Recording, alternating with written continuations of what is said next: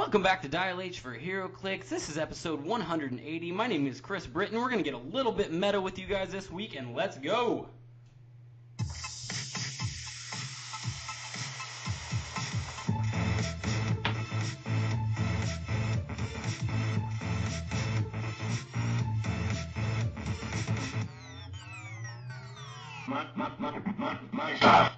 Joining me in the studio today, we have my co-host Kalder Ness. What's going on, Kalder?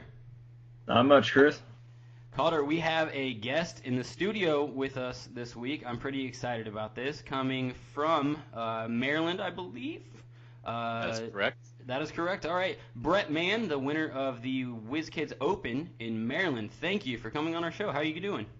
I'm doing well. Thanks for having me. I appreciate you inviting me on here. Not a problem. This is what I meant when I said we're getting a little bit meta. We're going to talk about the Wizkids Open, what happened there, how you performed, all that kind of stuff. We got some news. We're going to play some Bad Samaritan.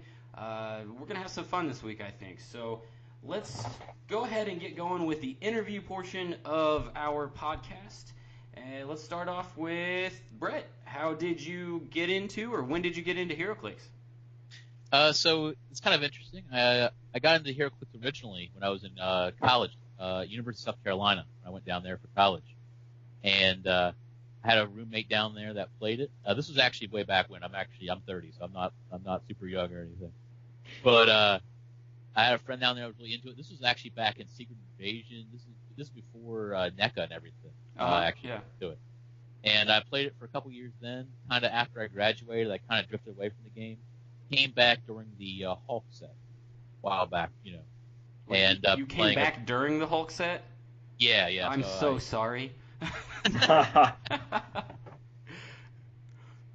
yeah, but yeah, it was it was a good time. They're getting back in and learning the rules and relearning everything again after it'd been out for a couple years. Sure. Calder, why don't we go back Then and he forth? definitely.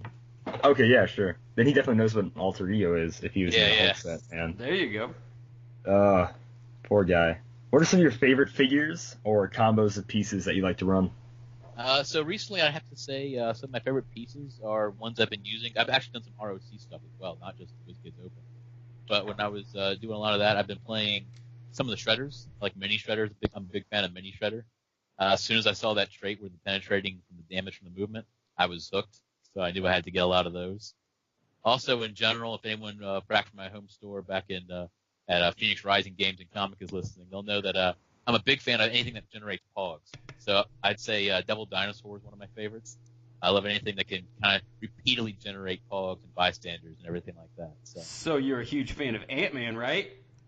I don't think I'd say he's my favorite pog generator. Oh man. It's one of my favorite pieces of all time. But okay. Phantomex got me. I won the 2015 ROC State Maryland with Phantomex back in the day. Nice. Big fan of that.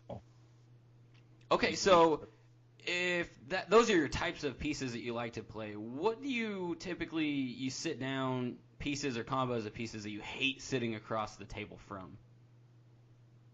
Well, obviously anything with like a kind of area effect, energy explosion can ruin my day, or pulse wave if I have a lot of pogs or anything like that. Currently, I've seen a lot of Unimind and Nighthawk Prime, which is not exactly like particularly anti-pogs or anything, but I've been playing against that a lot, and I'm just a little tired of it, honestly. So I understand exactly why it's meta. Another thing, I'd have to say the Hawkeye, the Chase Hawkeye. That everyone uses for the level 7 ID column. Yeah. That piece, I went to ROC in Atlanta, Georgia, like October, and the game I lost, I got devastated by someone calling in Daniel Powell, the guy that actually won it. Took me out with Nighthawk Chase. He hit 7 characters in one turn. Oh Lord! Well, took out 3 Devil Dinosaur pogs. Hit Devil Dinosaur himself, knocked him off PK, one shot my red leader, hit Mini Shredder, and hit my Joker, the haha Joker. So that was a bad turn for me. Crazy trick shooting that Hawkeye. Gosh. Then at the end, he running shots, away from the Nighthawk to call them in to make them poof, so I can't even counter. Yep. See you later, man. That is into the sunset. He just shows up, kills all you guys, and leaves. So rude. Doesn't stick around for dessert or anything. So typically, this may be already answered by now, but are you more of a meta or casual player? Honestly, for a long time, I was more of a casual player, just kind of hanging out, playing at my local shop and everything once I got back into it. Lately, I've been getting a little more meta. I wouldn't consider myself like a super expert or anything, but I've been, taking more steps, doing some ROC stuff. The Wizkids Open, for example, at Annapolis. So I've been kind of, I guess, pivoting slightly from casual to meta. Nice. I'm not trying to dox you real quick, but I just noticed this, and I love it so much, so I had to say something about this. When I was searching your name on Skype, I was like, why does he have, is that guinea pigs? Is that what was going on in his Skype name? And then I realized your Skype picture. Can you please explain your Skype picture? It's actually, those aren't guinea pigs in the Skype. Right. They're actually hamsters. It's like two hamsters fighting each other with, like, swords and shields and stuff. I've had that on there for years. I couldn't tell you the source of it if you asked me. It's been like that for a while. I don't have it. See, I told listeners we were going to be going into the meta, and I'm more worried about the Skype picture than I am about the meta. Whatever. It's an audio-only podcast. Well, I know, but you need to visualize hamsters fighting each other with swords. So you understand. That's not important. Let's move on. How do you feel about the current state of the game? So you just got back from this Wizkids Open. Were you happy with what you saw, the different teams, or?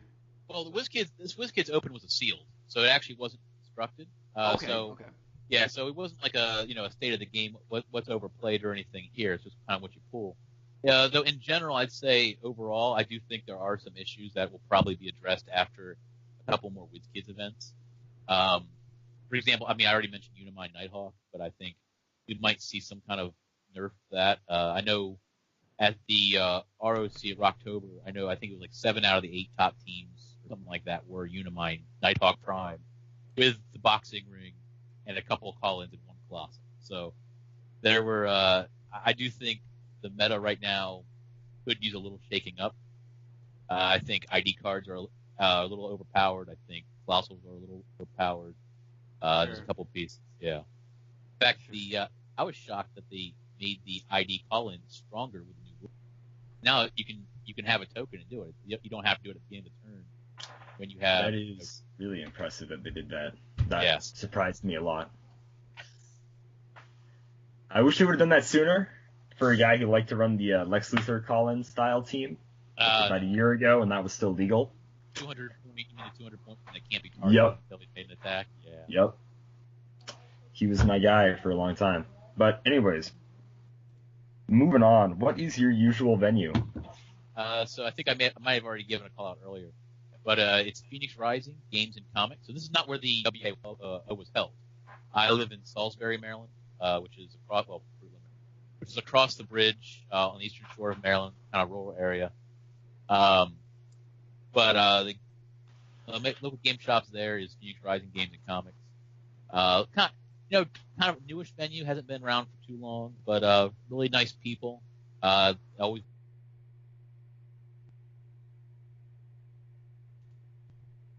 Okay. Let's go on to let's get into this Wizkids Open. So, where exactly was that one held again?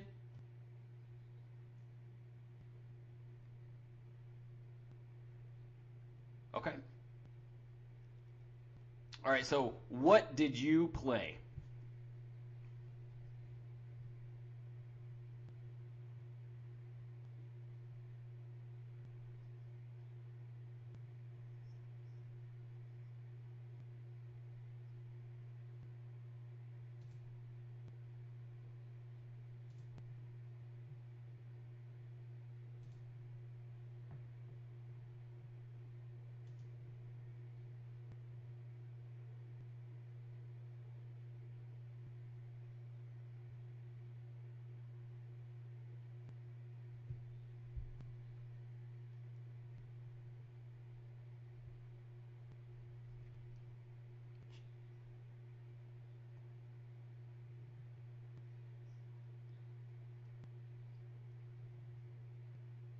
Nice.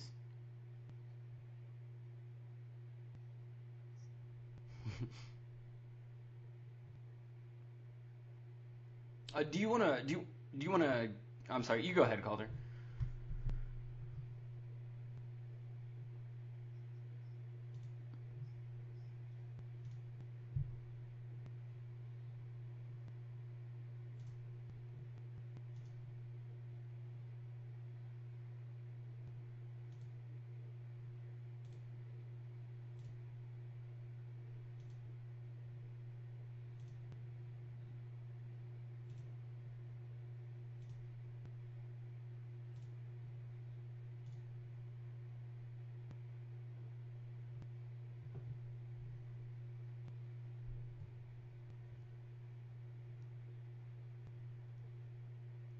That's yeah, that's real nice.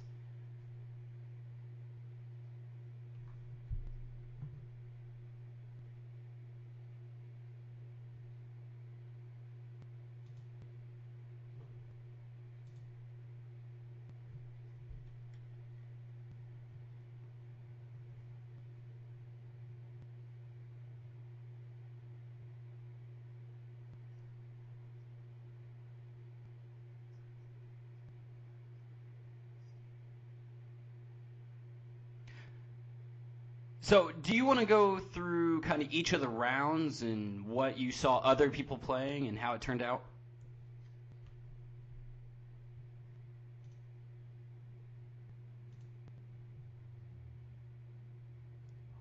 That's brutal.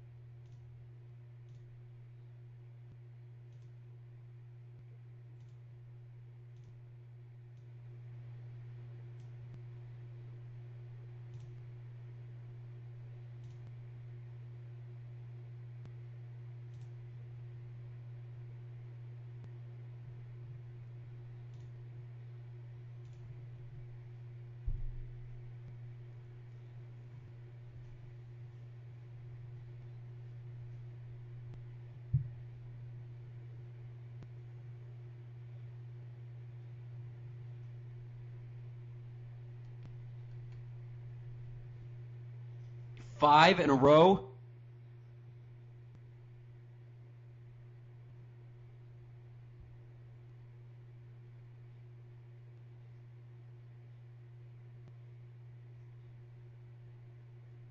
Oh, Lord.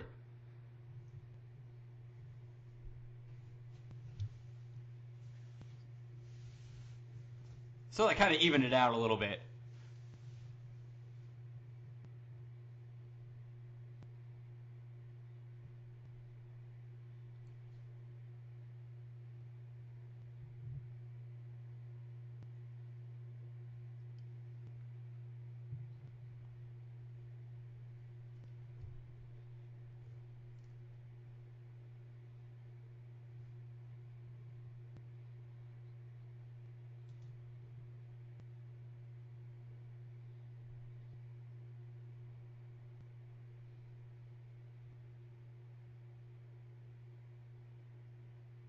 Let me ask you this. Do you ever feel like switching your dice really works, or are we just all superstitious? Right.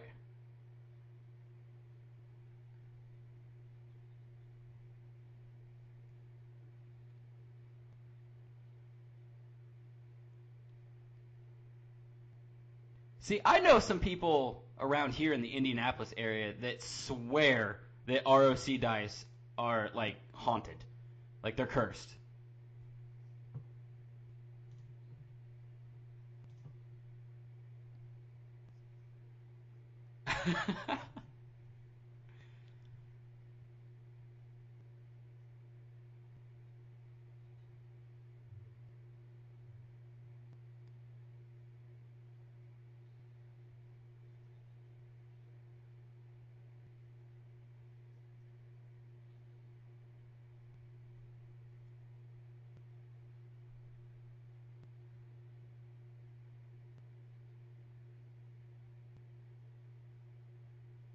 I don't remember.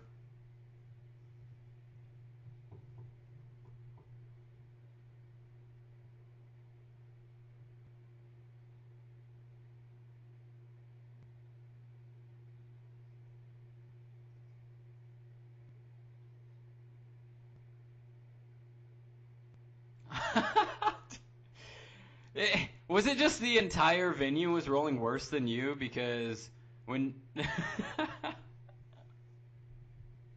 Okay.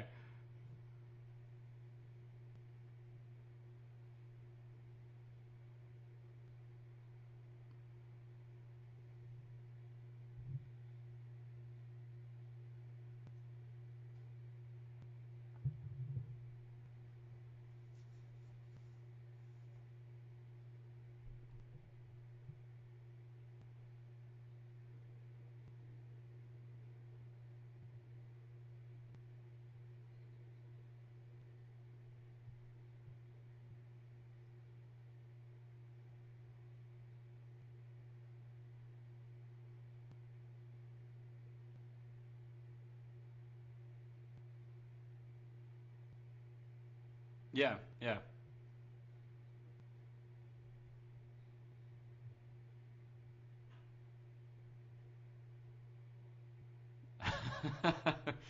Okay.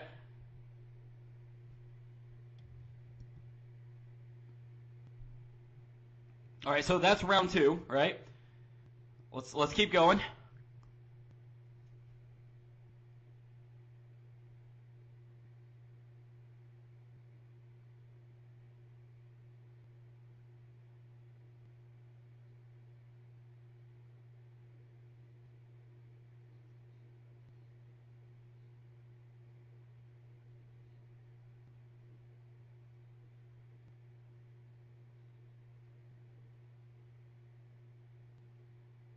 Okay.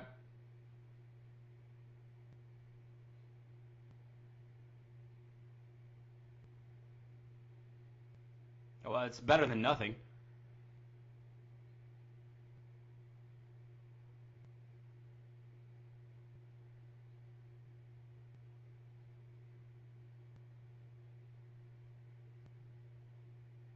Oh, those are annoying.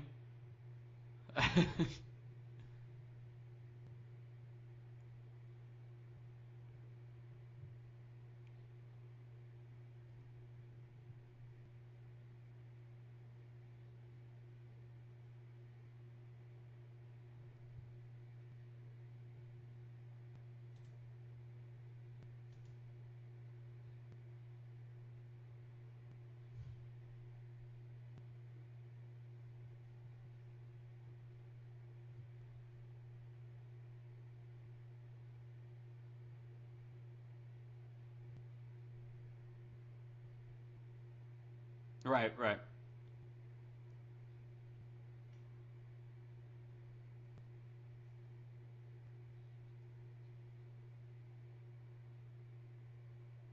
Ooh.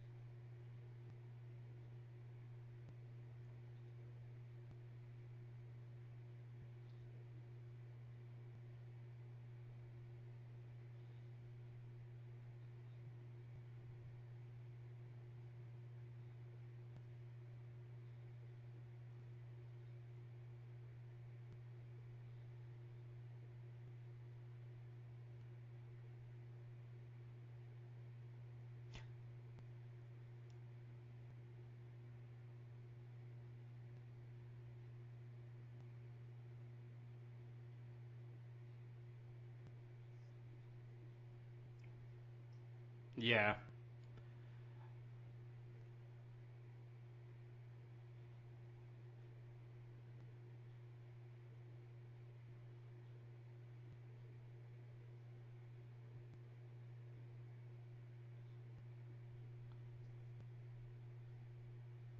Suck it, Maestro. Although I wanna pause real quick. I'm so happy because you keep saying probs, and I remember back in the day, I used to get made fun of on this podcast by Harry Dempsey and Drew Alderson all the time because I said probs, and everyone thought I was dumb. So I'm so happy. Yes, it's so much quicker. Hashtag probs on Twitter. I put that on there all the time. Whatever.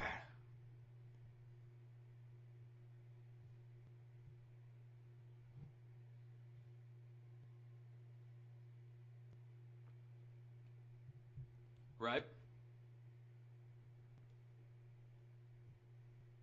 The same Maestro that you spanked. All right. What the next round look like?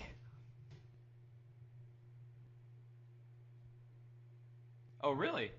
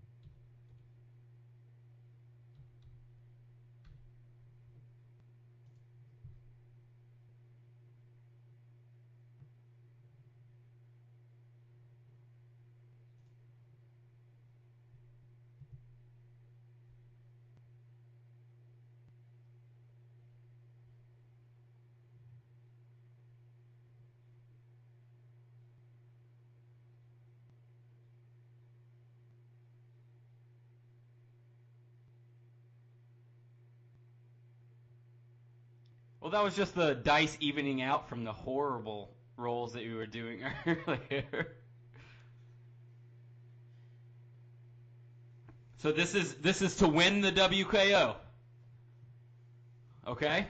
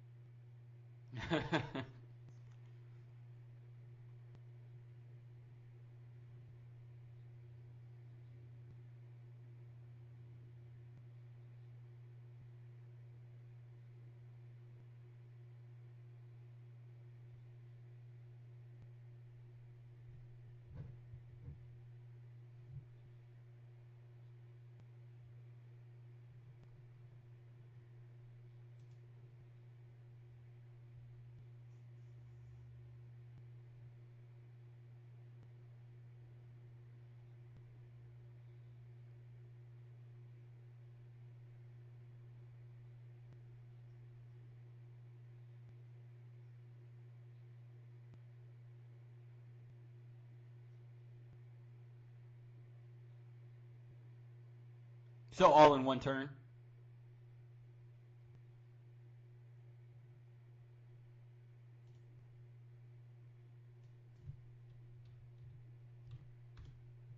I'm looking him up real quick. I just want to see what his mid dial looks like real quick. So we're still. I mean, what point value did he run him at? I assume the lower one, right? The 150.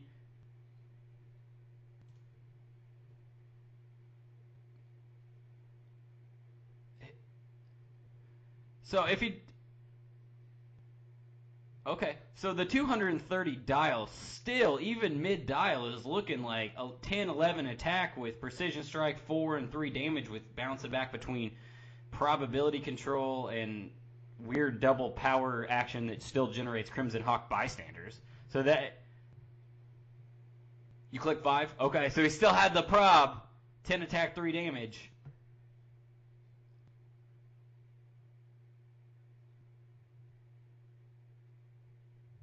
I mean that's still not a horrible click. Still.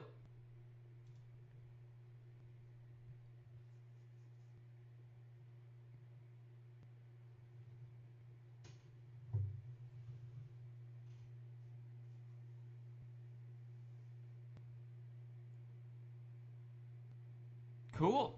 All right. Well, Kalder, you want to drive us home with that last question? This is what everyone wants to know.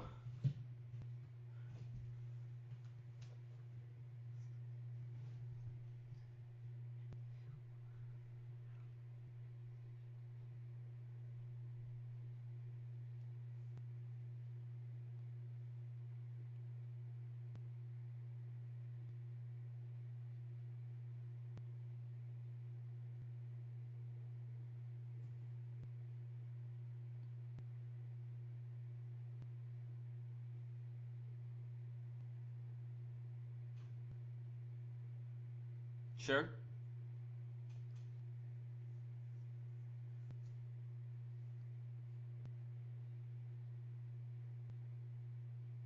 Nice. So did you, are you the type of player you collect in the Age of Apocalypse figures, or just, it was cool to get it?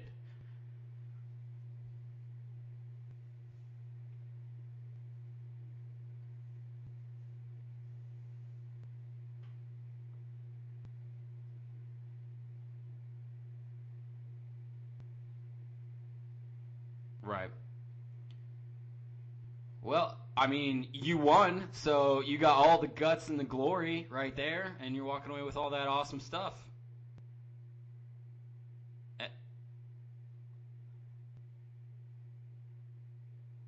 And I guess in a weird pseudo prize, you won, so you were the one that got to come onto our podcast. Yeah, it was. So you said you'd never listened to Dial H before, but you're gonna get all your buddies at your local shop to listen to at least this episode, hear your interview.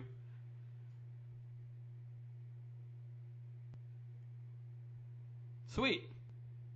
Well, Calder, do you have any other questions before we move on with the episode? Shoot it.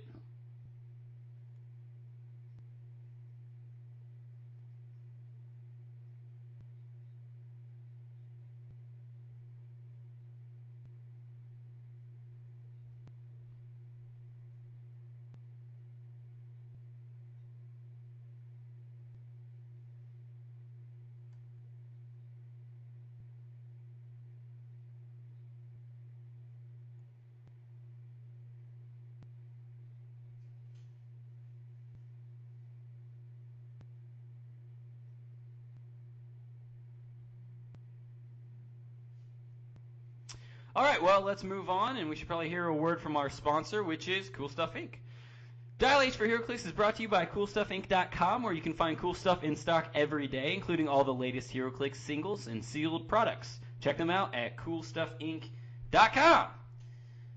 Love those guys. But moving on, let's go talk about some news. So much stuff has been going on recently. We've got all kinds of stuff from drops, movies dropping, TV shows dropping. We've got another TV show dropping here in 2 days. So let's get into that. Punisher, that dropped 2 days ago. Have you guys gotten a chance to start watching that yet?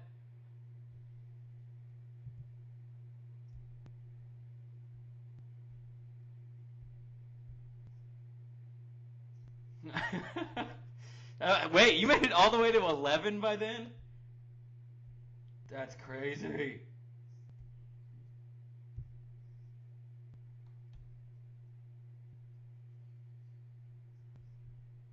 Um,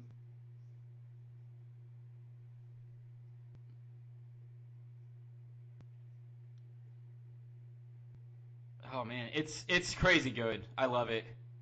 And my favorite thing about it is not at all a superhero TV show.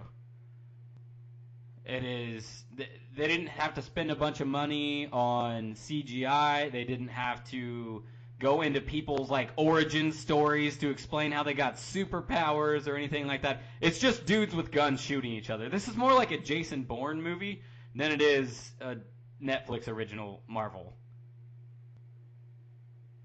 So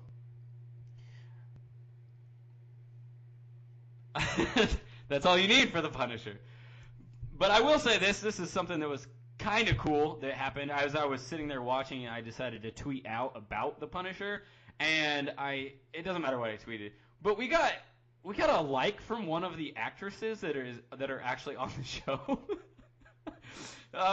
Ripley Sobo, which is the daughter of Micro in the TV show, liked one of our tweets, and I'm like, where did that come from? But I was kind of happy about it. Just cool in my head, I guess. I don't know. The Justice League movie dropped as well on the same day as The Punisher. Have you guys gotten a chance to see that?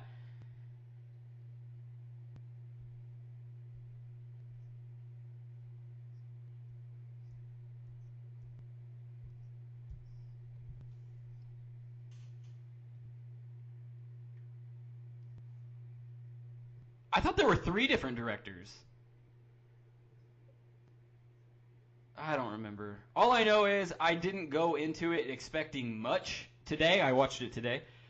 And I was very pleasantly surprised because it was much better than Batman vs. Superman.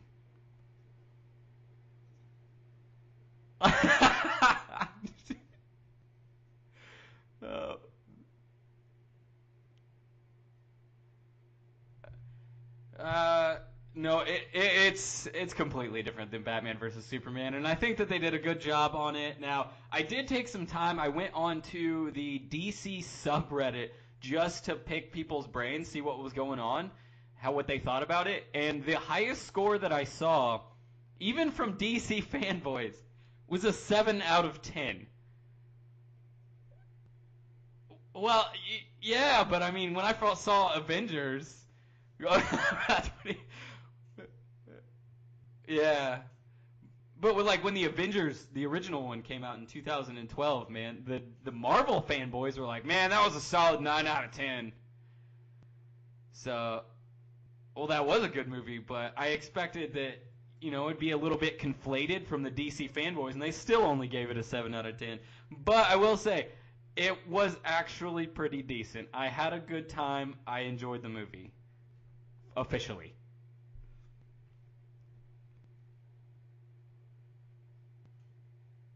Yeah, because, I mean, I know that we have listeners out there that are like, oh, God, Kris is going to talk about DC again. This is him just crapping on DC.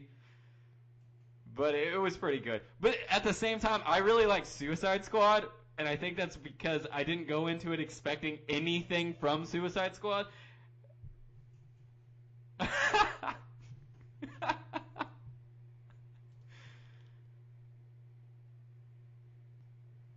Oh, I'm sorry to hear that. Did you Brett, did you like Suicide Squad?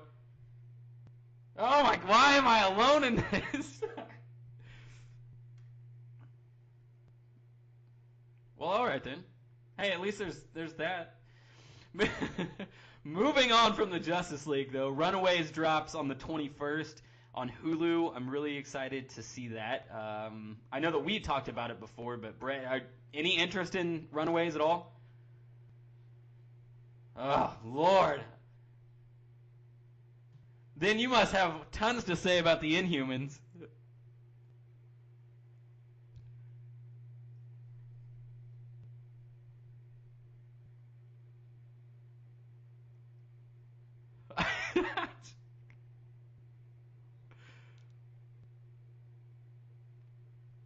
Did you watch the whole thing, or you just gave it a few episodes?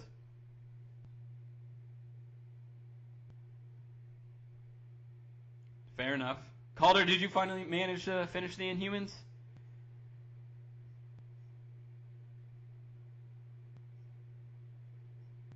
I did as well. I don't want to spoil too much. Maybe later on we can talk about spoilers for the show. I will say this, though. I was just a tad bit disappointed in... I looked at Jaylene and I was like, by the end of this show, I'm telling you right now, Black Bolt's going to yell at something. That was not a yell. So I was a little... Yeah. Alright, moving on. Did you guys hear about the possible on-again, off-again talks between Disney and Fox Studios as far as acquiring the rights to the Fantastic Four and the X-Men?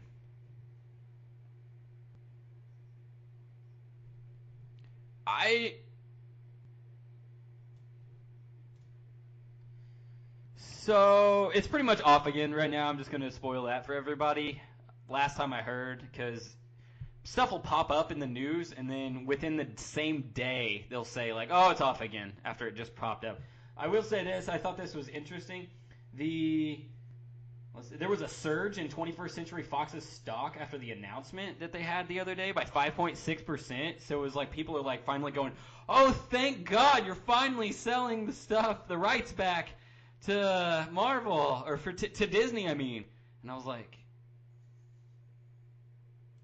oh, for sure.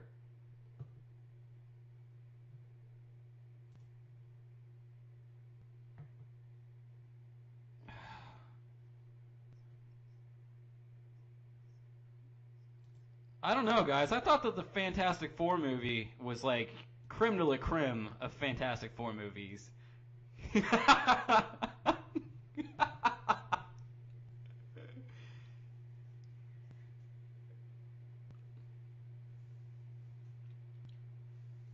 Plot twist, I was lying. That movie sucked. Brett, did you watch that steaming pile of garbage?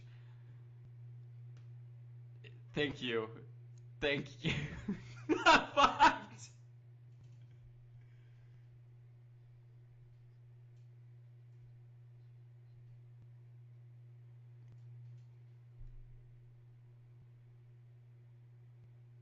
Pretty sure, yeah. But what can you do? People want to make money. I don't know.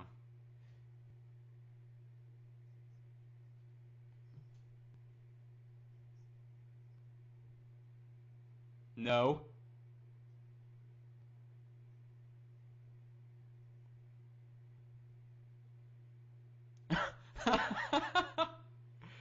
Well, Deadpool is the only thing that they're making right now that is just, it's fantastic. The first Deadpool went well beyond what everybody expected it to do. So, speaking of Deadpool, though, you guys got to see the recent trailer, the new trailer for Deadpool 2, which has a weird title. Yes! That is exactly what we're talking about. Thoughts?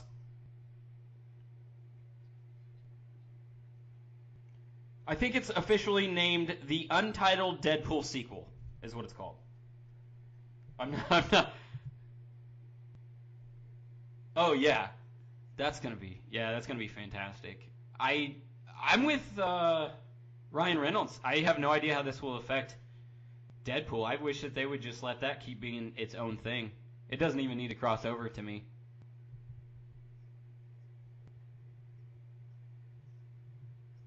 Oh, fun fact, by the way, if you go to the theater and they play the Deadpool trailer, they censor the crap out of that trailer. They mention, or they change words in it so it's not what you saw probably on YouTube. Just trying to keep it, trying to keep it PG, I think, or at least. No, it's not. But when you're putting that preview at the beginning of Justice League, then they had to change some things. So there's that. All right, do you guys have it? Go ahead. No. Wait, maybe go through it. I think maybe I did. I can't remember. Oh, yes! Yeah, my brother pitched that to me. He's like, check out this horror movie that they're making. And I was like, what is it? And then I clicked on it. I was like, this is... Oh, wait, maybe it is. Okay. That's certainly a different route to go.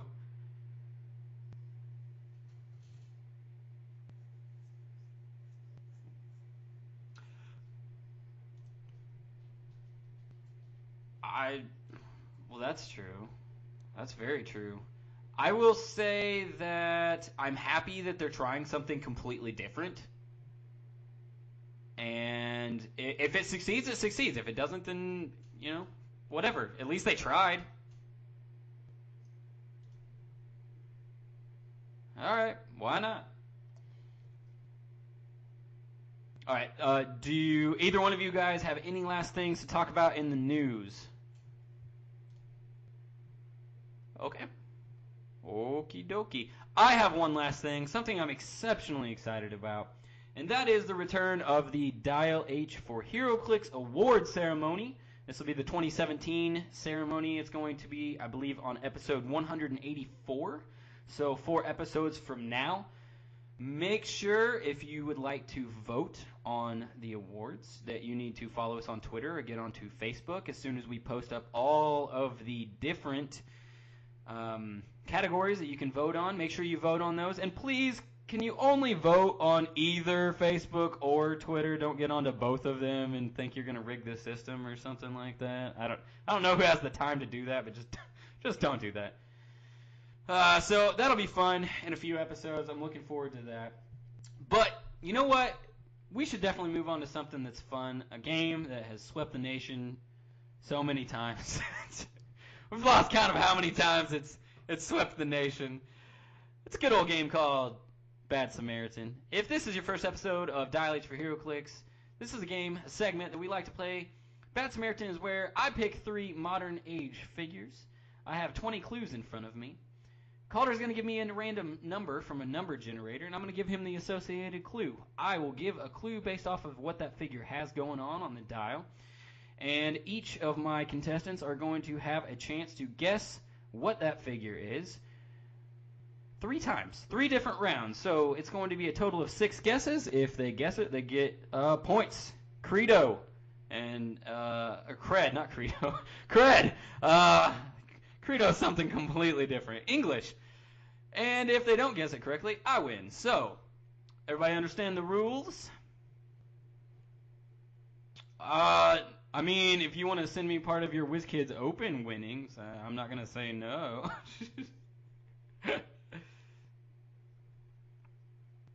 I like Forge. I do like Forge. No, not that particular Forge. I like Forge as a character. That's not important. Give me a random number. Number 12 is any special combat symbols. And on my first character, my first figure, there are 0 special combat symbols, setting me up real nice to win.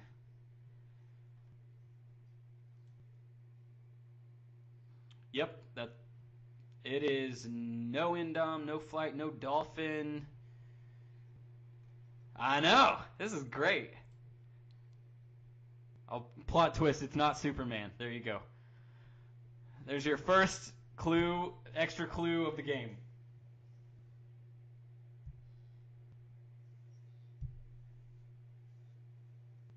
Okay, Sif locked in. Calder, do you have a guess? It is not the Mohonk Punk, and it is not Sif. Round 2. Number 10 is name of special power. Oh man, this is bad. By the way, listeners, we do encourage you, after getting the clue, go ahead and pause the podcast, think of an answer you might think it might be, play, and see if you're right. Has a special power. Unbreakable Skin is the name of the special power. Dang it.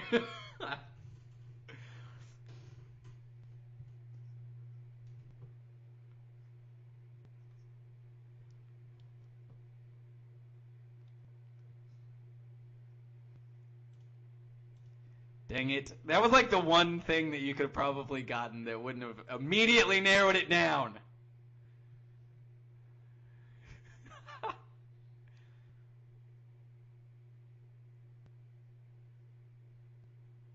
Oh. Oh. Oh. Oh. Don't berate our guests.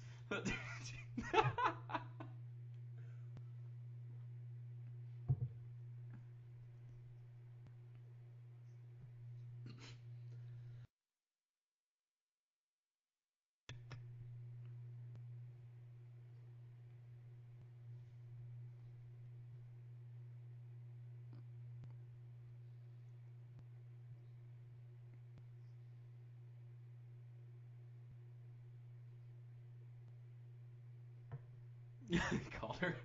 Calm down, Calder.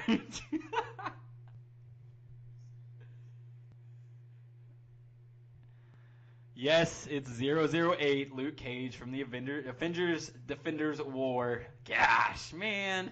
There are so many other things. It was like blank on attack, blank on damage. If you would have gotten the keywords, at least I could have been like, Marvel Knights to throw you off. Dang it. Alright, one for Calder. I hate you, Calder. You're too good at this.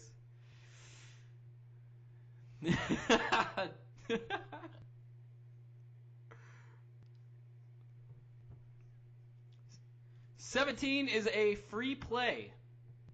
So, just a little recap on things that you can pick as a free play. Things such as set, team ability, rarity, improved movement or targeting, name of special powers, that kind of stuff. So any one clue that you would like about this figure. Oh yeah, you can do name, keyword, or a set.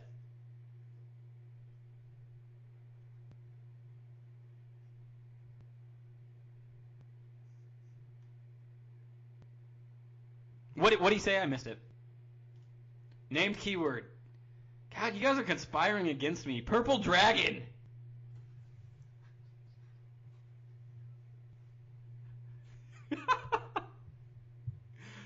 Okay, alright, what are your guesses?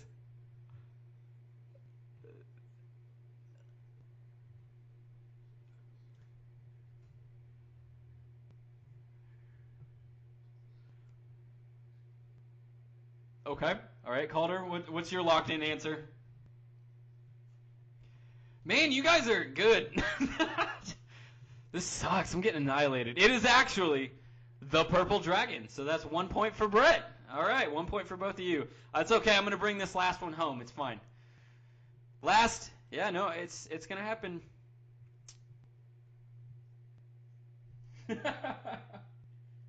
Okay.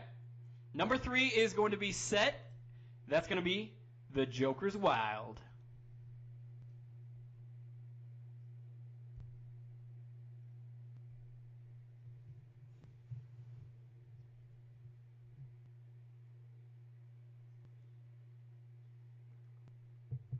Okay, that's a good. He is dumb. We all agree.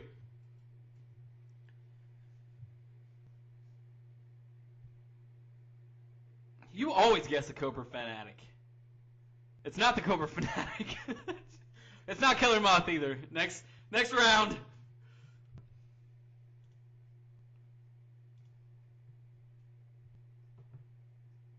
$15 is the opening defense power, which is toughness.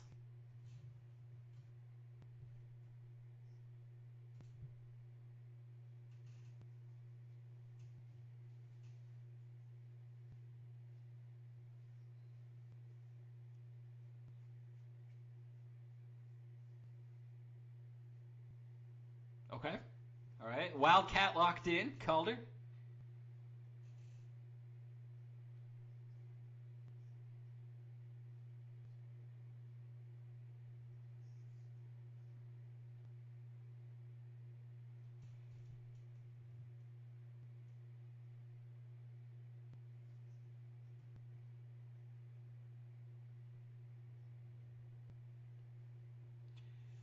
It is not Commissioner Gordon, and it is not the Wildcat.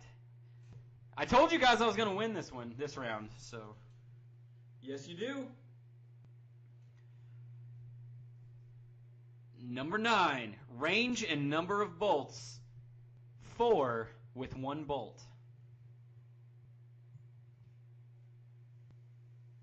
So, just to bring everybody up to speed, range, 4 and 1 bolt. It's got top dial toughness and is in Joker's Wild.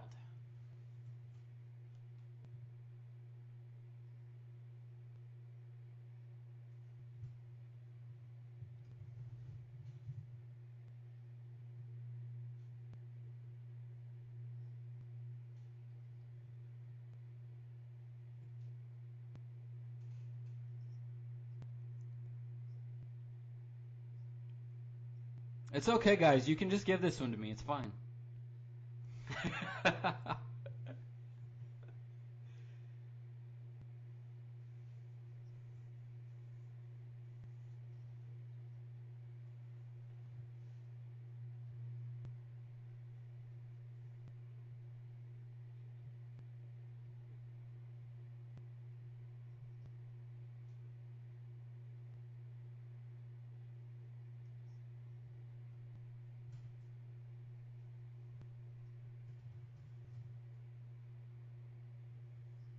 See, I like when we end up on sets after...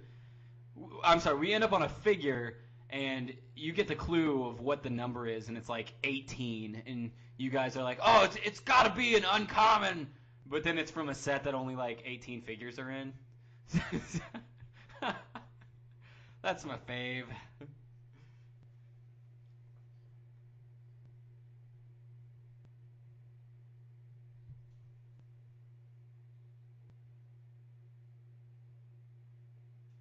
Oh, I like the psychology you're picking out here, Brett.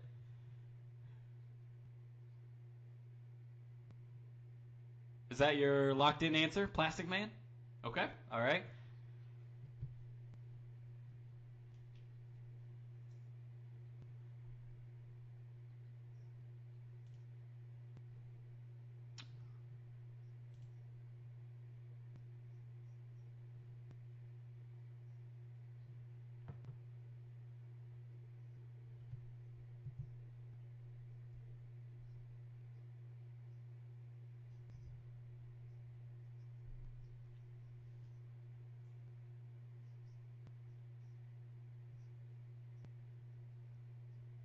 You need to start channeling your Klix chi, Kalder. Bring in that energy. Give you an answer. Guess Joker's thug.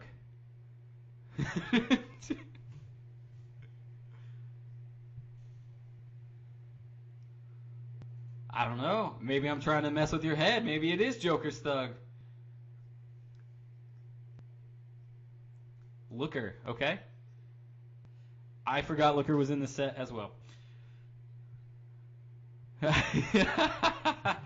I'm walking away with a point, boys. It's Harvey Bullock. Number 15. Yep. No special powers, no special combat symbols. He's pretty decently blank, so...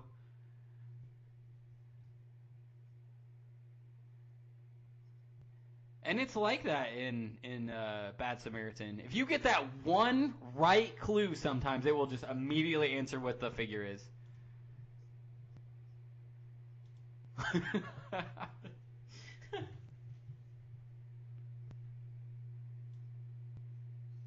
Oh, that would have been a really... Oh, fantastic. So good guess, just not the one I chose. Okay, well... That is fair. That is fair. Let's move on to, actually, Calder's baby. Calder, you want to lead us into this?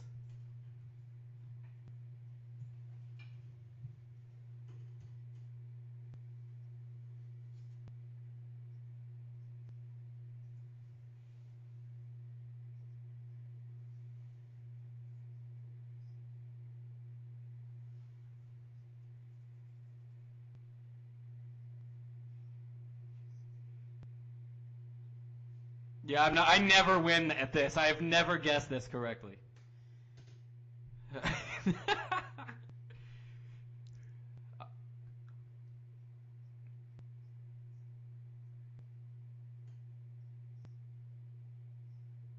Thomas Perez.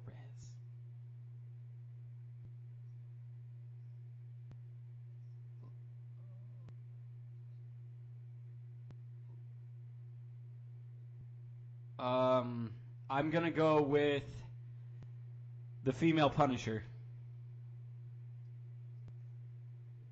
Dang it! Okay, that's one guess. That's one guess.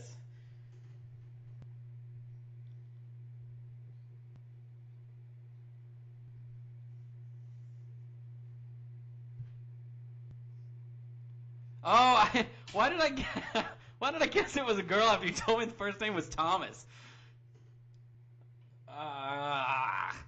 That was bad. That was a waste of a guess.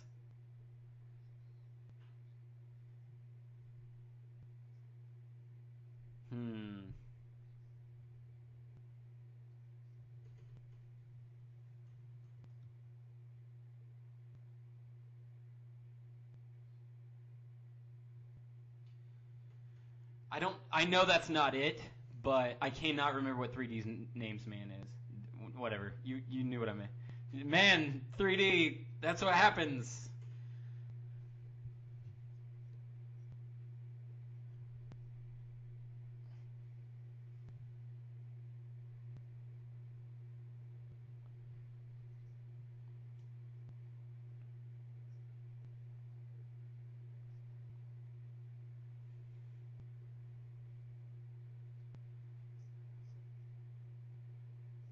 Can you narrow it down to universe? How about that?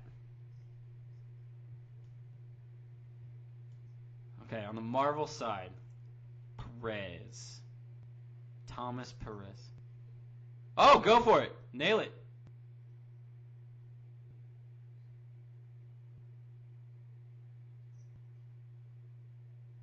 Is it... Oh my... I've been reading Squirrel Girl too. I don't remember his real name. Is it Koi Boy or Chipmunk Hunk?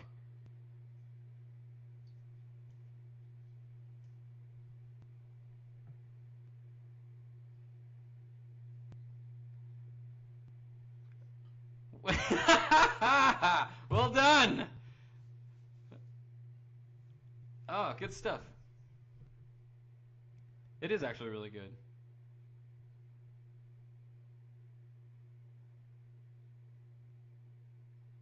And they never thought it would come to this moment where you walk away the grand champion of alter egos, but here we are. All you do is win. Dang it. No, that's true. Is no prize actually trademarked? Can we give those out, or is that like really a Marvel thing?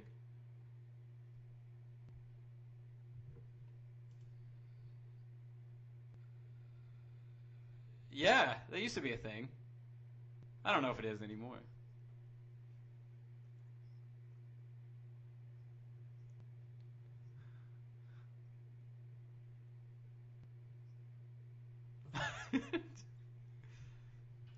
just commons though, with commons, and we'll sign the card, but only one of us will, because Calder lives in a different state than I do, so just one of us will sign it. Yeah, we'll all right, moving on. Let's do some community. I would like to start off by saying and rectifying something that I screwed up last week. So the community question last week was, which reoccurring trait would you like to see? Do you remember, Calder? Well, one of our listeners, he said the Brotherhood of Evil. It's Cody. He tweets in pretty often, actually. He said the Brotherhood of Evil, and I don't know why I thought this, but in my head I immediately went to the Brotherhood of Evil Mutants. And we were talking about the Juggernaut, and yeah, no, that's not who he meant.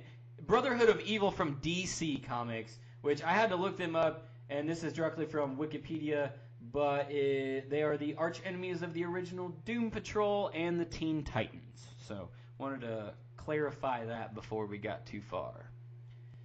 But moving on to this week's community question.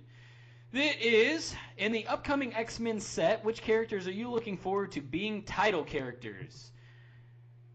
Let's go back and forth with this, and then at the end, Brett, if you want to throw in who you would like to see as a title character in the next X-Men set, we'll hear it. So, yeah, who you'd like to see as a title character. Now, realistically, some of these answers are definitely, like, it's not going to happen, but that's not what I asked, so just whatever you'd like to see. So, starting off on Twitter, last minute answer from Critical Missives before we actually started recording tonight, so thanks for putting that in. Nightcrawler, which I think would be really cool.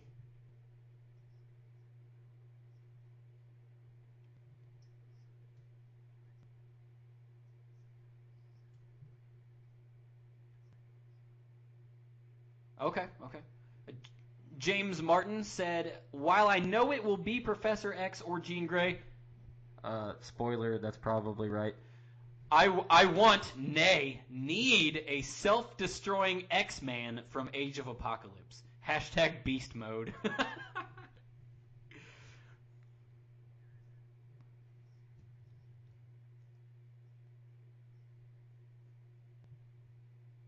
That would be cool. They need to make.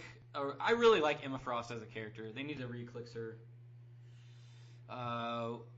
We get a lot of answers from a lot of the same listeners, but every once in a while we get new stuff from new people that I like to see, the new faces. So Chris Rizzi, thank you for tweeting in. He said, I would have to say it would be great to have a better Rogue. They just made her in the recent X-Men set, and I played her the other day. God, this is so sad. I was at home on a rainy day, bored. I was playing with myself. It was a 1,200 point. It was intentional. 1,200 point game, and I used this Rogue, and I think she's really good. To see her as a title character would be interesting. And actually, it would not be too far out there because back, I don't remember how many years ago, but they had X-Men Legends was the title of an ongoing for Marvel, and Rogue was the spotlight character of that title for a while. So they really delved into Rogue as a character, and I really liked it. So that would be a good answer.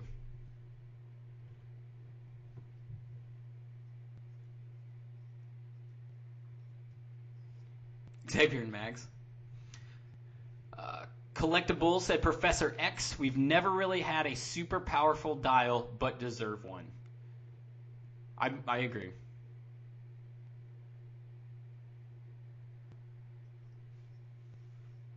Okay.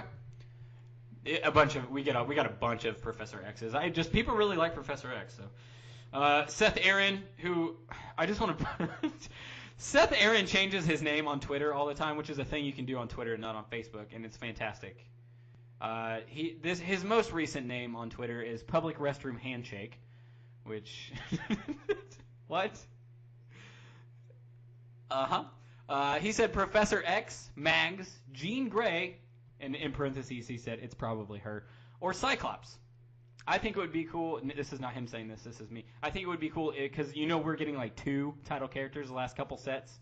It would be cool if they made a Jean Grey one and a Cyclops one.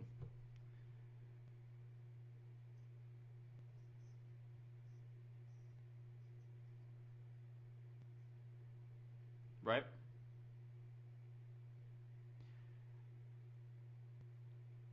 Yeah, they do, for sure. But then there are a lot of people that are like, Cyclops was right. Like, they just get online just to say that, I swear.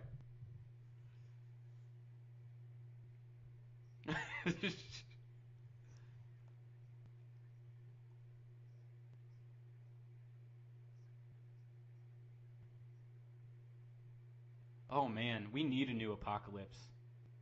Just in general. Him being a title character, I don't know if I would ever see that. It would be cool to see that, but I don't know. Chris Kurtz said Professor X would be a good title character. I want the Hellfire Club remade, though, and that would be a really cool sub-theme in the X-Men set if they decided to go that route. And it would go back to what I said a minute ago. We need a new Emma Frost.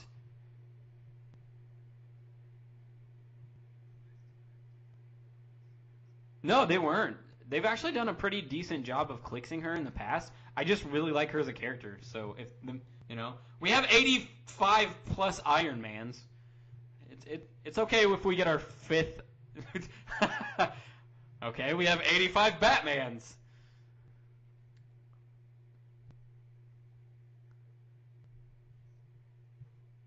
Oh, that'd be cool. When was the last time we had a Gambit made?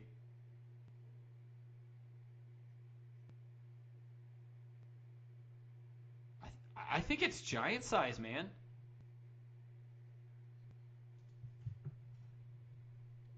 Hold on. Give me Gambit.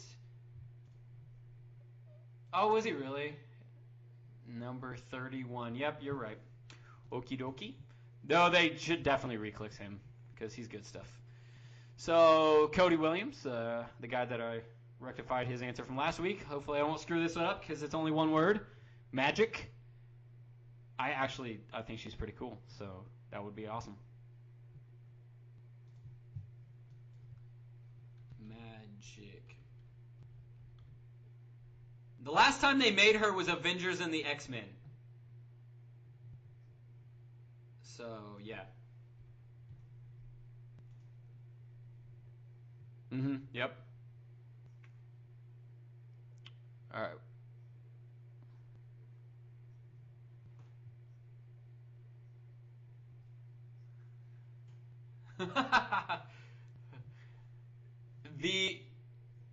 The only person to say this, and I don't know how she slipped under the cracks, from CUR, he said the best leader of the X-Men, Storm. Why had no one even thought of Storm except for CUR, and Storm's fantastic.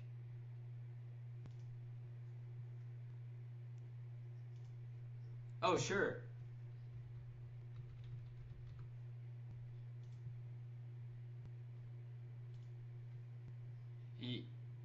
Yeah, she has. I just pulled her up. So flight, obviously, because it's Storm. 10 running shot, 11 attack pulse wave with 4 printed damage. Yeah, that should be a good call-in. And she has power cosmic, so it's not that you can outwit her top dial invincible to get those easy points. Yeah, right? I'm clicking through real quick to see if there are any Storms with Mohawks ever made. I know, it's so iconic. I love her with the freaking Mohawk. I'm all the way down to giant-sized X-Men, and I'm not seeing one, but there probably is one. Monsters and Mutations. There it is. Number 57 from Monsters and Mutations. Oh, man, that's forever ago. Oh, yeah. Bring that back. We need to start a petition.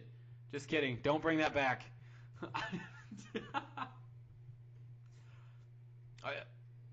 No, CUR was Storm, so it's you.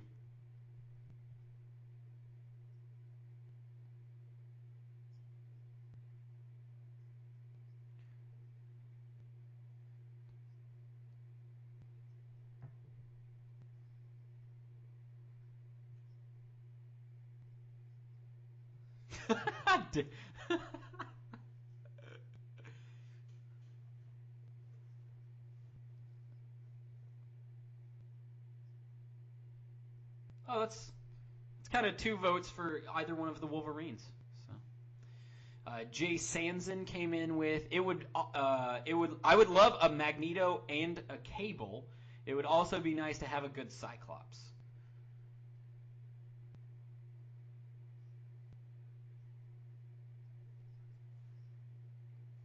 Phoenix, yeah.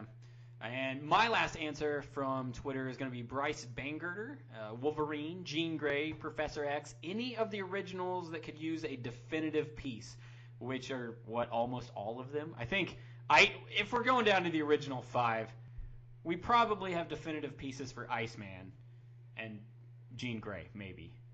But the other 3 don't, there's no definitive Angel.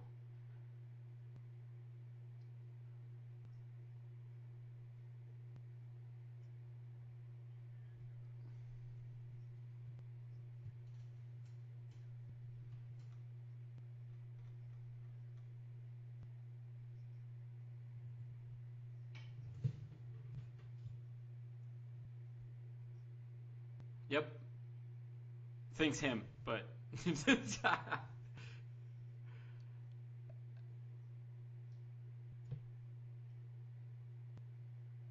sure.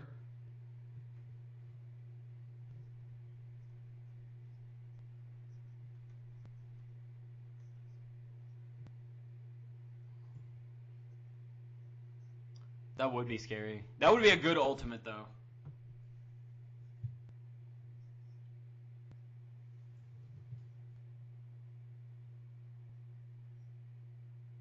That would be pretty sweet. So, Brett, if you had a title character from the X-Men set, who do you think it would be?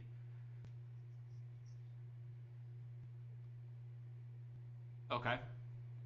Off the off the top of your head, if you had to pick an ultimate for Magneto, what would it be? Something crazy OP. Some kind of like asteroid coming down from the sky doing massive. Oh, that would be awesome. Oh.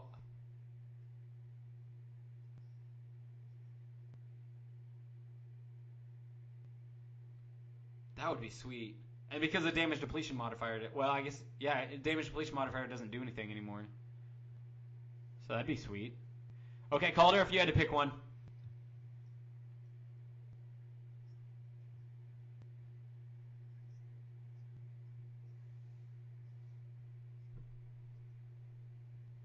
Okay. So I was mentioning this earlier, if I had to pick a character, but I read X-Men Legends for a while, and Rogue was the main character, you could call her, of that title for a while, but then after Rogue was Legion, of all characters, and I thought that Legion was one of the most interesting characters that I've probably ever read. Major multiple personality discrepancies and stuff like that. I think that would be, just to be a little bit different, that would be a really cool title character because you could make it do anything you wanted it to do. So you wouldn't have to be limited to the flavor of what the character does, of like a specific character, because Legion kind of has all powers that he wants anyway. Any writer can pick up. Yeah. Well, he has his own TV show. I think I watched like the first 2 episodes and I lost interest, but yeah, and if you look historically, I think there's like 2 or 3 of them maybe. L-E-J. Dude, I love Legion. He's so cool.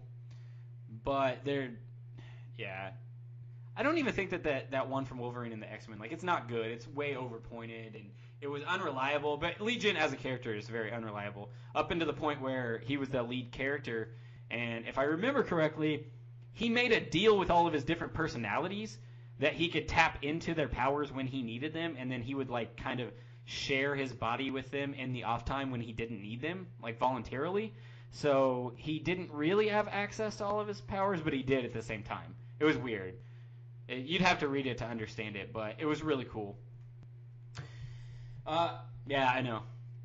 But as part of the community question, we did give away a copy of Transformers Revenge of the Fallen, and the first answer for that was on Facebook. Kalder, who was that? Samuel Jeffries. So congratulations, you are the winner of Transformers Revenge of the Fallen. We will get that to you ASAP. And also, I just want to say, holy cow, you guys are fast. We posted these questions, and within less than like 5 minutes, we're getting answers, which that's how you win these copies of these movies that we're giving away, is just be the first person to respond. And Kalder and I try to put these on Twitter and on Facebook at, roughly the same minute. And you guys are like quick draw McGraw on some of these answers. Very impressive. So good job, Samuel Jeffries. Thank you. Appreciate it. And then as far as next week's episode, because I just keep amassing more stuff to give away, so we're just going to keep giving away stuff. Next week's episode, how about a copy of Spider-Man Homecoming? That probably does something for somebody. So we usually post our community questions on Tuesday. Just be at the ready, and if you post first, then we'll shoot that your way. Also, disclaimer, if you've already won, then you're out of it for this week. There's a few people that have won so far. So we're just trying to spread the love a little bit, you know. We don't want everybody getting like they're just sitting on Tuesdays waiting for us to post and be like, there it is. All right, here's my answer. They already typed in their phone, ready to go. Okay, moving on to a couple of other things within the community portion of our show. We did get a question from Seth Aaron on Twitter. He said, hey, so I have a question for you guys. Where do you think these chases will end up playable-wise? He's talking about the chases from the Dark Side War. I think Flash has meta potential, and Grail, late dial, is great. Kalder's bias for sexy Lexi aside, LOL. So, actually, let's start off with Brett. Do you think that any of these chases have meta potential where they're going to land?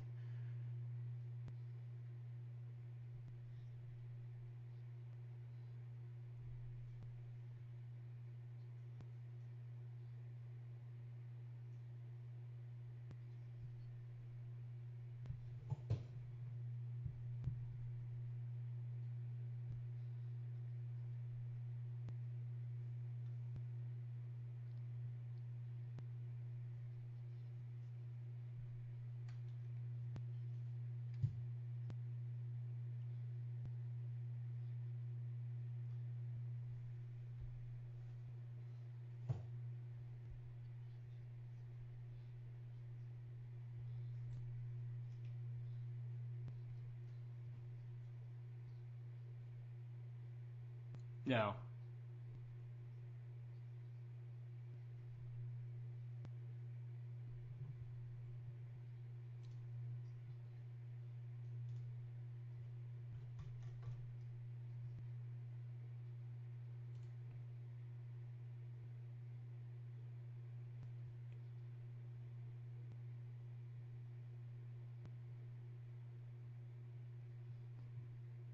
Flash.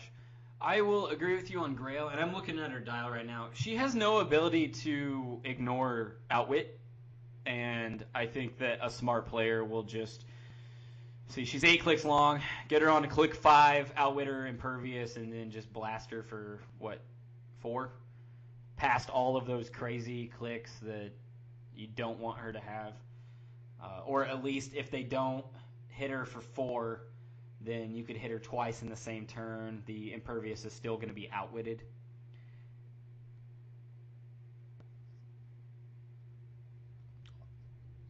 Oh, I'm sorry. Hold on. Before we go into that, she gains Quintessence when she gets that special attack power, so that wouldn't work. So if she's on click 5, you can hit her for 4 once you outwit her Impervious and kill her. But if you outwit her Impervious there and you hit her to like click 7 or 8 or something, I guess she'll get her Impervious back.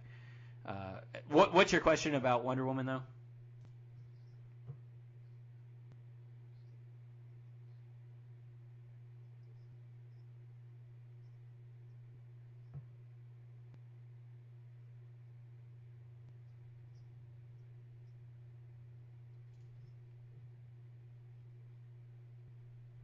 Correct.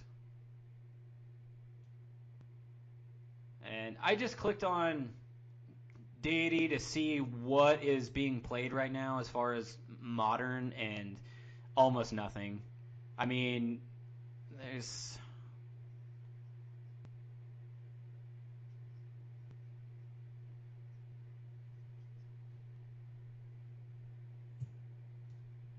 Oh, maybe. Maybe, just as kind of like Silver Bullet to Flash. Sure. No, she's a fantastic call-in. Not only you call her in for only 125 points, that's 4 damage up front if you're not attacking Deity keyword, but 4 damage exploited up front with 12 attack. Yeah, and stops outwit, so that's... Yeah, she's really good.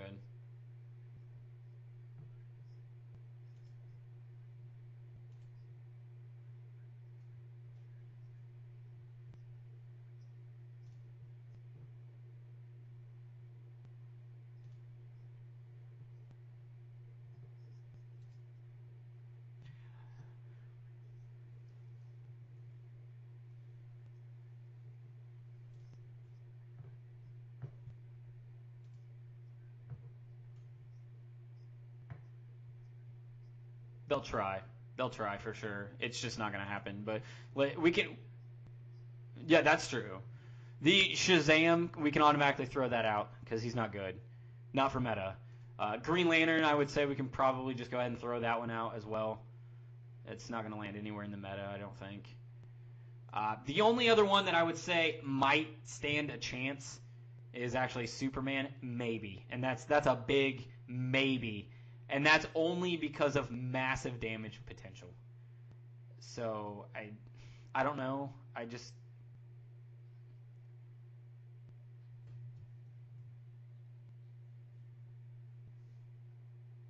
Well, I thought that damage with an object does not factor in as far as...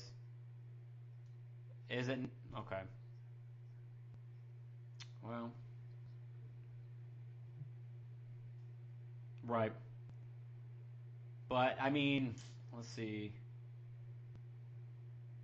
Yeah, I'm looking at his stats right now. I don't see him really being meta. Although, I do see people that are just huge Superman fans or big Darkseid War storyline fans will try to force this into something that it may not work exactly, but they'll try. So that's pretty much where we're sitting on that one.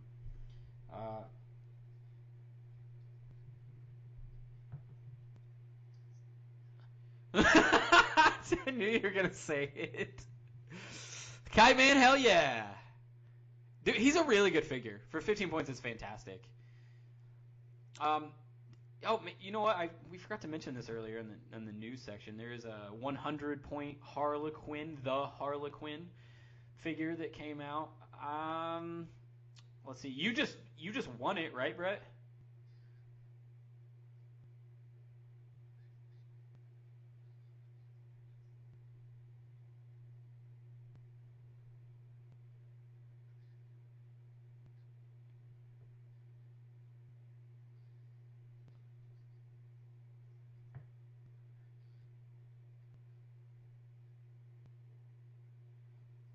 Okay. Gotcha.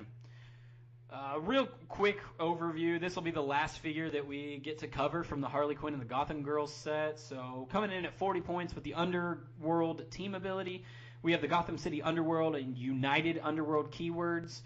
5-click long dial. She's got charge on her top click and then again on click 4. Quake with 10 attack for the first 3, precision strike for the next 2. Energy shield deflection for the first 2, 17 top dial. She goes into some mastermind. Damage is only coming in at a whopping 2, but it's only a 40-point figure, so that's not why you're playing her. 2, 2, 2, 1, 1 are her stats. She has 2 traits, no special abilities. She has free, it's called Summon the Getaway Balloon. Free once per game. Generate a hot air balloon vehicle bystander, which is actually pretty fun. And then I'll get into that in a second. Her second trait is My Own Death Trap. What's inside the box? Power. Give an adjacent opposing character a Death Trap token. When a character with a Death Trap token is given a costed action, after resolutions, remove the Death Trap token and roll a d6. If you roll a 1 through 3, deal that character 1 penetrating damage. If you roll a 4 through 6, choose a direction and knock back that character a number of squares equal to the d6 result. I feel like I would always want to roll a 1 through 3. Yeah, that's true. So what's the hot air balloon do? The hot air balloon has flight, of course, 0 range, 4 speed with sidestep, 0 attack, 0 damage, 18 defense with a special ability. It also has the vehicle combat symbol. Passengers 1, and then the special ability says that it has combat reflexes and willpower. Can someone please explain to me why a hot air balloon has combat reflexes?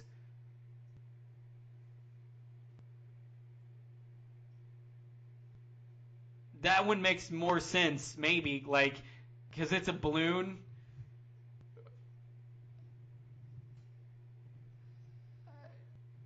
Why don't they just put a trait on it that says this cannot be this figure cannot be the target of a close combat attack?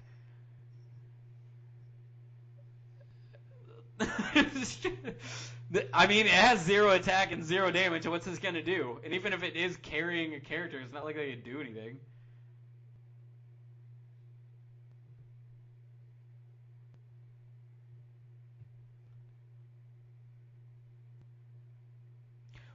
Okay, fair enough. But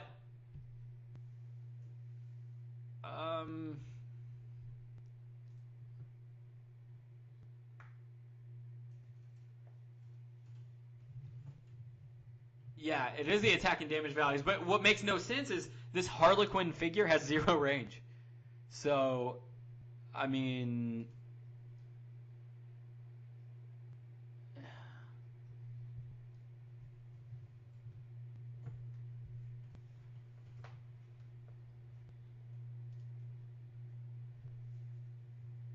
sure. Well, overall for 40 points, I mean, you are getting a 5-click long dial, which is kind of good. But I don't know if anyone's ever going to play this piece.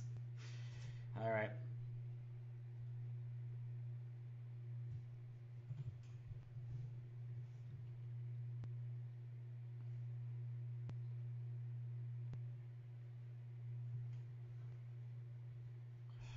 Well designed, Wizkids. Well designed. All right, I know we got one last thing, and I think this was from Facebook, Kalder.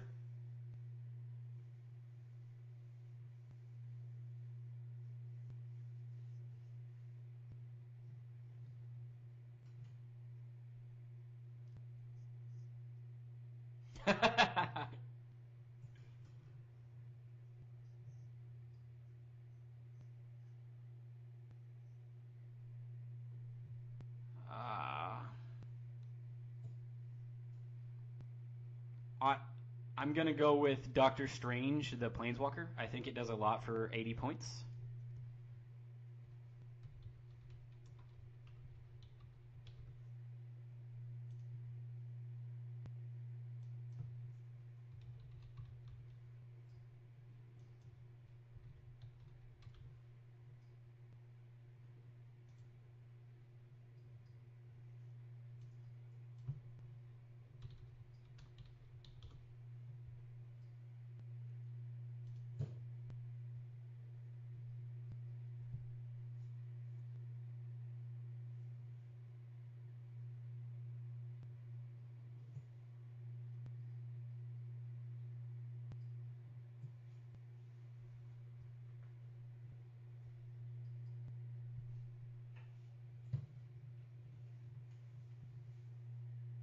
Mm-hmm.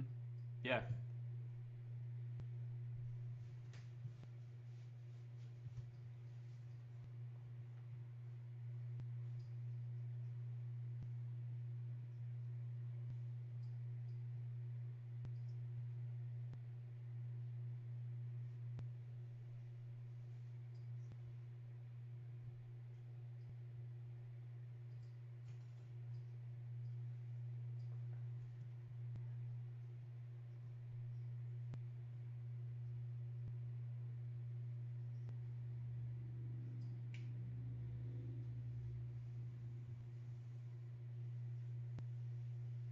You know, that really could be any one of those shifting focus figures that has multiple choices.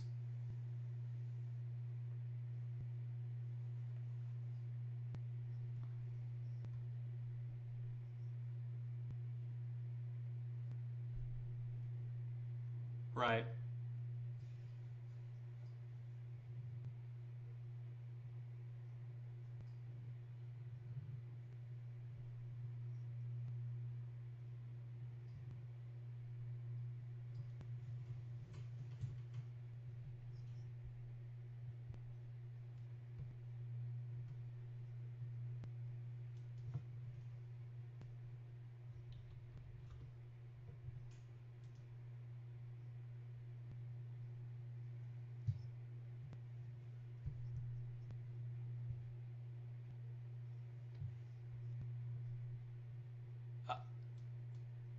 I actually do. I have to throw a huge shout out to Big Bertha. Uh, yeah. So let me pull this figure up real quick again. But from Wolverine and the X-Men, 56 points. I just thought this was such a fantastic figure because of this one ability called Layers of Extra Fat. When Big Bertha is dealt damage, roll a d6. On a result of 1 through 4, she ignores all but one of the damage dealt. On the result of 5 through 6, she ignores all the damage dealt. 56-point character with top dial 10 attack and super strength and indom, and she has like 4 stop clicks. She's not protected, but she still kind of has old school 4 stop clicks, and I'm like, man, she's really good.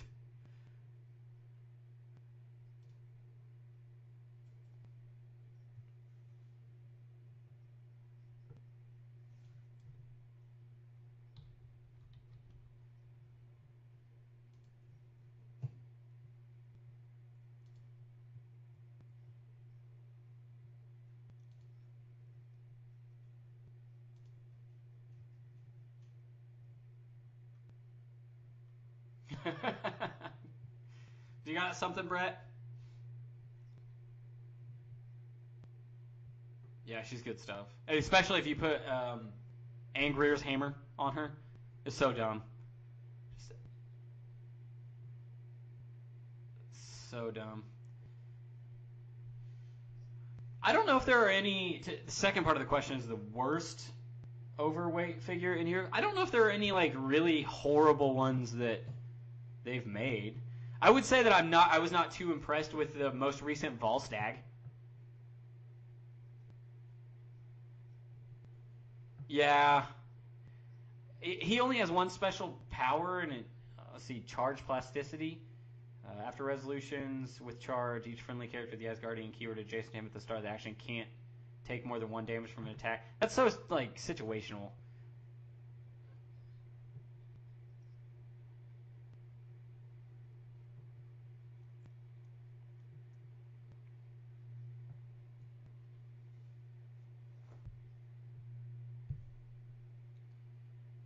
That would work.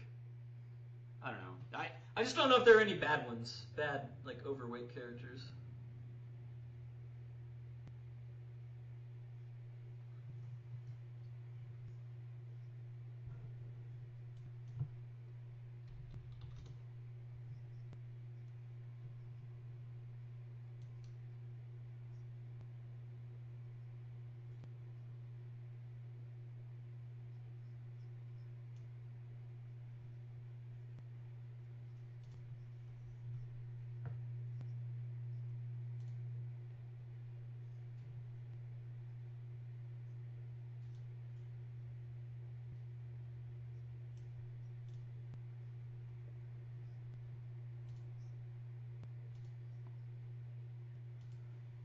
Now,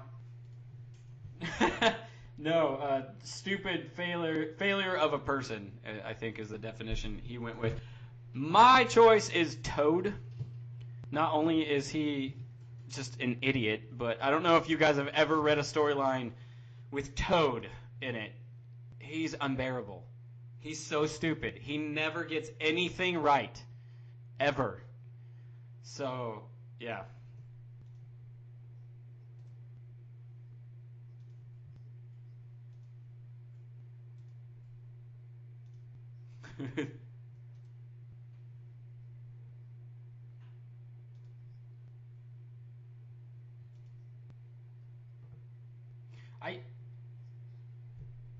I think the character is what he was aiming for.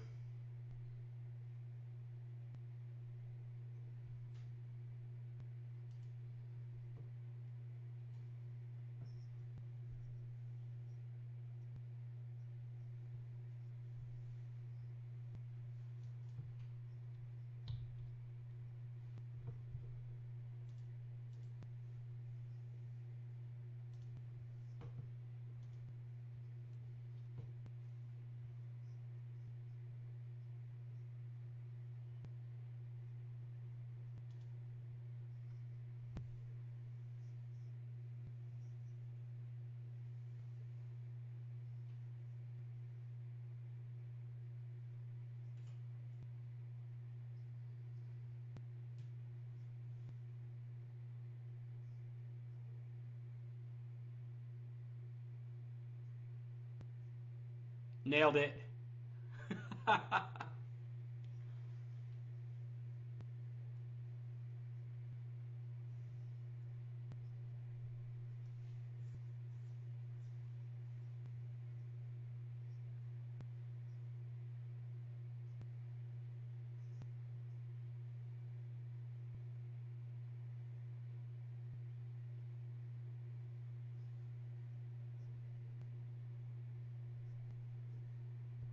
I could only think of one in the entire game of Heroclix, and that's Volstagg, the one from Hammer of Thor. He has like this huge turkey leg in one hand, and then what I can only assume is this huge thing of mead or possibly ale in his left hand, and he's stepping on like a goblin, and I'm like, yep, that's totally Volstagg. In the middle of fighting, he's stopping to eat.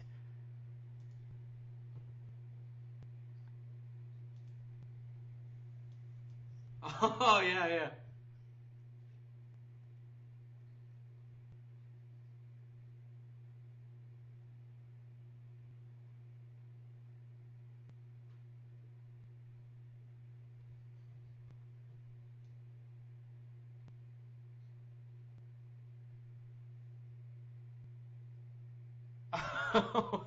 What?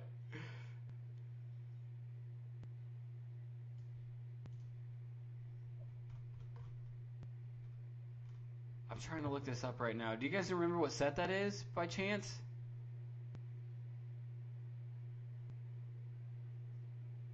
What set? I want to see this. Which set is it? What number? 28. I gotta see this. Oh Lord, he really is eating him. That's fantastic. Okay.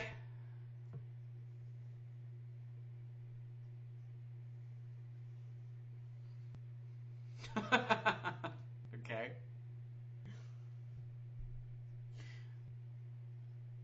Well, so I have one more answer. This is not really. So this is not what they look like when they're eating. I feel like this is what they look like after they got done eating. Jack Hawksmoor. Look at that squat, like he's taking a huge dump. Like, oh man. Like, what else could he possibly be doing in that sculpt? He's just like, his arms are bowed out. He's like, oh! Like, we're the classiest podcast.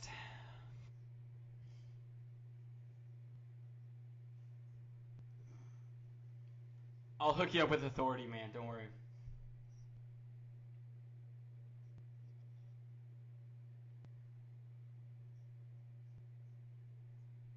The Invaders? Oh, that's horrible, but it's true. That's it. I'm out. You guys keep going.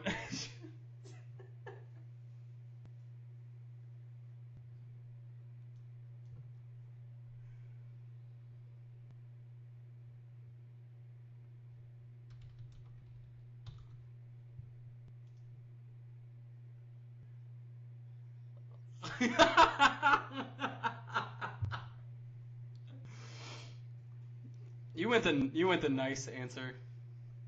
Good for you, taking the moral high ground, Kalder. Good for you.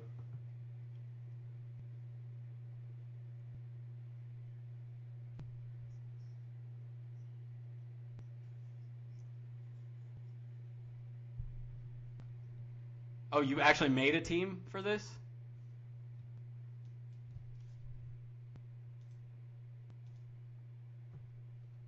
Who are they?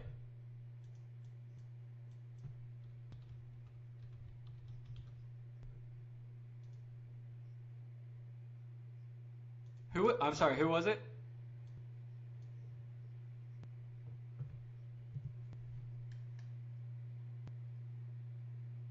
Okay.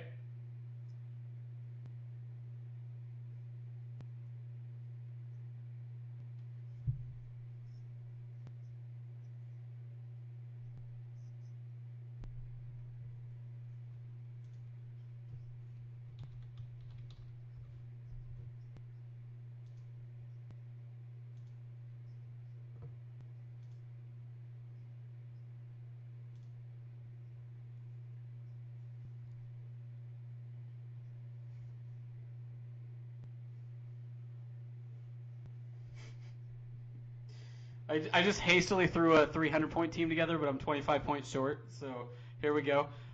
Red Wolf from Avengers set. Firebird, also from the Avengers set. And Moonstar from Fantastic Forces, the veteran. Yeah, but this one has the transporter ability. I think there is. I can't remember what it... Well, it's not Moonstar because I typed that in and only 3... There was one in the Wolverine set. I can't remember what the name of it was, though. Mirage, there it is. Same person, though, right? I'm pretty sure it is. Okay. You don't have hastily put together a team, have you, Brett?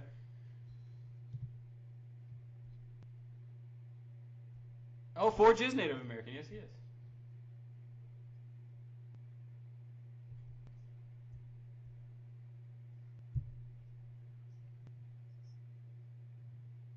Okay.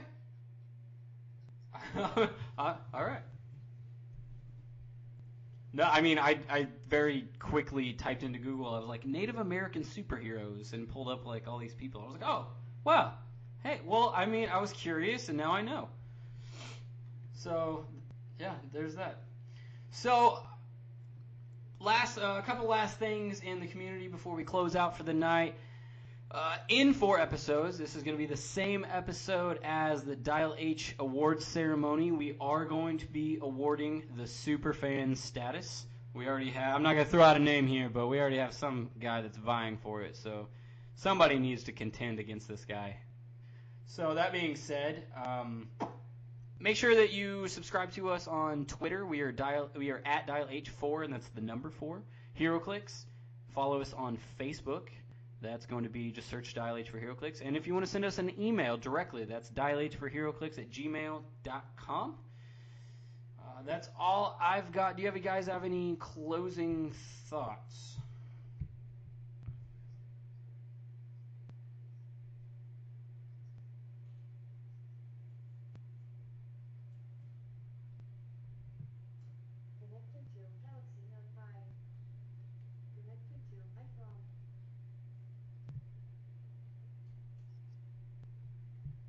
Yeah, absolutely. Thank you for coming on. We really appreciate that. And you got some points on Bad Samaritan, which is, yeah, so there's that. Calder, do you got anything?